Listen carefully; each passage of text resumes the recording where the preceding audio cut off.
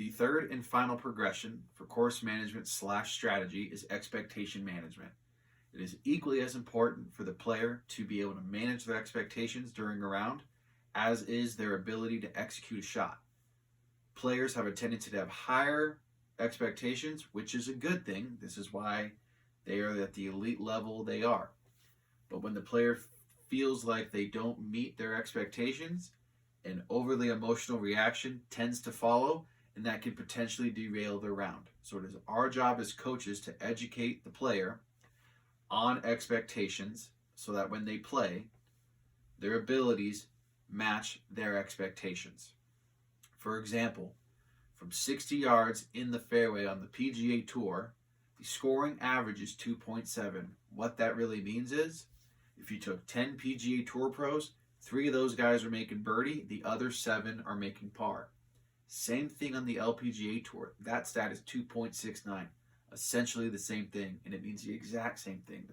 Take 10 ladies on the LPGA Tour, 3 of them are making birdie, the other 7 are making par. But us as younger players feel like we should make birdie half the time or almost every time from 60 yards away. And when we don't, we think something's wrong with us. But in reality, that's the expectation. You're not going to birdie from 60 yards that often. Same thing from 150 yards. On the PGA Tour, scoring average is 2.96. 4 out of 100 tour players are going to make birdie from 150 yards in the fairway. On the LPGA Tour, from 150, it's over par. I believe it's 3.03.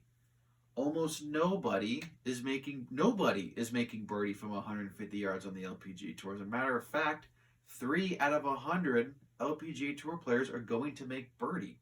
So with that new lens and that new expectation, our players can then better manage theirs when they're playing.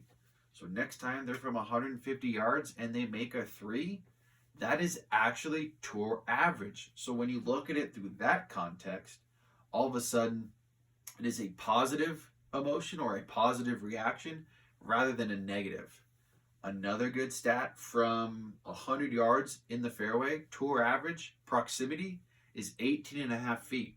Again, whether it's watching the coverage on TV or wherever, we feel like as a player, we should hit it, you hear all the time, inside the flagstick.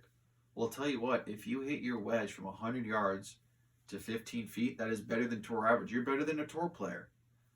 And now you look at it from that perspective, again, positive emotion or positive reinforcement versus that should be a tap in from 100 yards because now you're expecting too much out of yourself when in reality you're a really good player and you're just managing those expectations.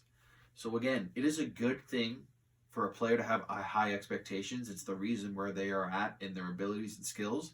It is a driving force to make them good and the drive to continue to improve. But at the same time, if we toe that line a little too much, negative reactions, negative reinforcement gets fed to them too much, and then it can derail a round. Managing expectations or understanding what's really going on in the course of a round can help the player stay a little more level-headed, not ride the highs and lows of a round because they're managing their expectations so much better. They can just focus on what they can control, which is routines, strategy, and just managing their way around a golf course. Having that information is going to help the player so much more throughout the course of the round.